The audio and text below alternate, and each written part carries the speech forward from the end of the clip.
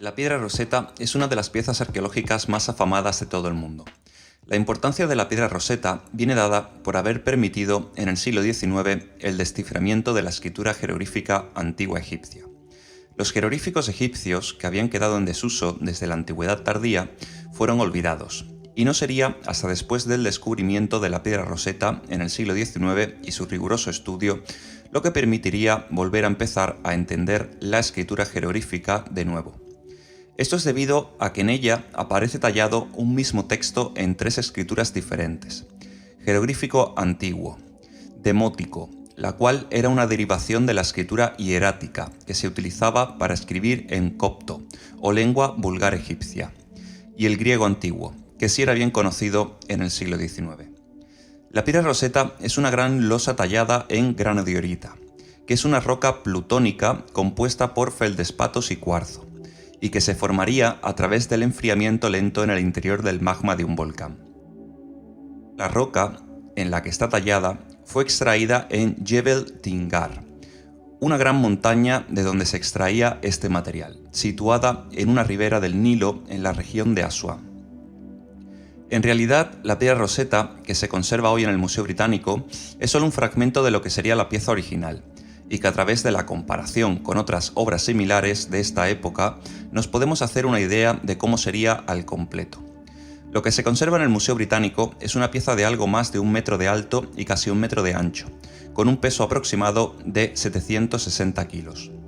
Su parte trasera no está pulida como la parte frontal, donde se encuentra el texto, lo que hace pensar que no sería para ser vista por su parte trasera cuando se concibió. El texto, tallado en la piedra Rosetta, describe un decreto ley para establecer el culto divino al faraón Ptolomeo V. En el texto se fecha la obra el 27 de marzo del año 196 a.C. y aparece firmado por un congreso de sacerdotes reunidos en la ciudad de Memphis. El momento en el que el decreto es realizado es un momento turbulento en la historia del antiguo Egipto.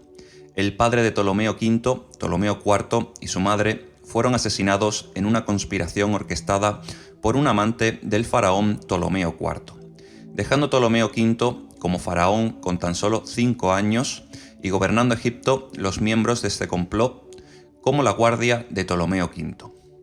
Este complot terminaría con la revolución dirigida por un general llamado Tlepolemus, quien expulsaría finalmente a los miembros de esta conspiración del poder vinculado al faraón Ptolomeo V. Este decreto venía a ser difundido por aquella época para afianzar el poder del faraón en Egipto y se piensa que sería realizado para ser colocado en el interior de algún templo cercano a Memphis, pero definitivamente no para ser llevado a la ciudad de Rashid, donde sería encontrado posteriormente ya en el siglo XIX y de donde viene su nombre, de piedra Rosetta. Se piensa que sería transportado allí durante la antigüedad tardía, probablemente en el periodo mameluco. Aquí serviría como material de construcción a los turcos otomanos para la construcción del fuerte Julien, cerca de la ciudad de Rashid, que sería ocupada por las tropas francesas a finales del siglo XVIII. Así sería encontrado por el oficial del ejército francés Pierre-François Bouchard durante las campañas napoleónicas en Egipto en 1799. La gran estela sería transportada al puerto de Alejandría para ser llevada a París junto con más objetos arqueológicos atesorados allí. Tras la capitulación de Alejandría, al vencer las tropas británicas a las francesas en 1801, los objetos atesorados en el puerto de Alejandría por los franceses terminarían partiendo rumbo a Londres. La piedra Rosetta se encuentra desde 1802 expuesta en el Museo Británico de Londres, donde sigue hoy día. En los laterales de la piedra Rosetta puede verse aún unas inscripciones realizadas por las tropas británicas para catalogar esta pieza al ser arrebatadas a las tropas francesas. Tras el conocimiento de la existencia de la piedra Rosetta en Europa, gran cantidad de estudiosos y filólogos comenzarán una verdadera competición por descifrar estos jeroglíficos egipcios en primer lugar. La traducción del texto griego fue publicada ya en 1802, y gran cantidad de copias en escayolas de la piedra Rosetta serían difundidas por todo el continente europeo. Se tardaría aún así 20 años en conseguir descifrar el texto jeroglífico de la piedra Rosetta, siendo Jean-François Champollion el primero en hacerlo en el año de 1822. Esto fue posible al rendir cuenta de que los jeroglíficos egipcios funcionaban de manera fonética, al escribir nombres, y que guardaba gran similitud con el demótico.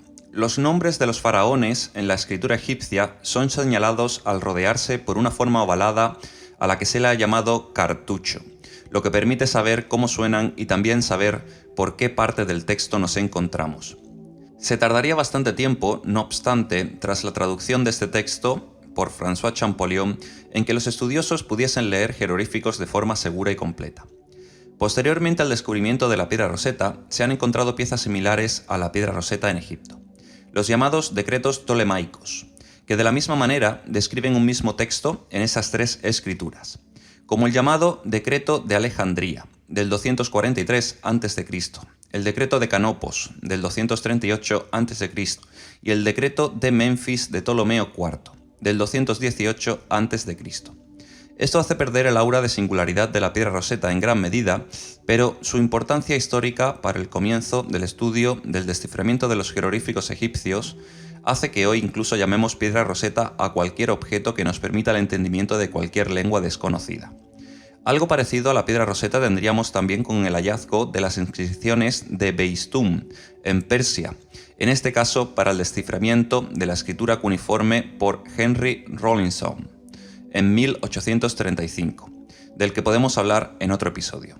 Durante su estancia en el Museo Británico, el texto de la piedra Rosetta fue coloreado con tiza blanca para realzar su visibilidad y fue cubierto con una pátina de cera para protegerla de los dedos de los visitantes al museo, ya que ésta se encontraba expuesta en un primer momento casi tumbada sobre un pedestal y sin ninguna vitrina que impidiese el tocar la piedra a los visitantes. Esta pátina de cera le daba un aspecto negro oscuro que haría confundir su material con el basalto.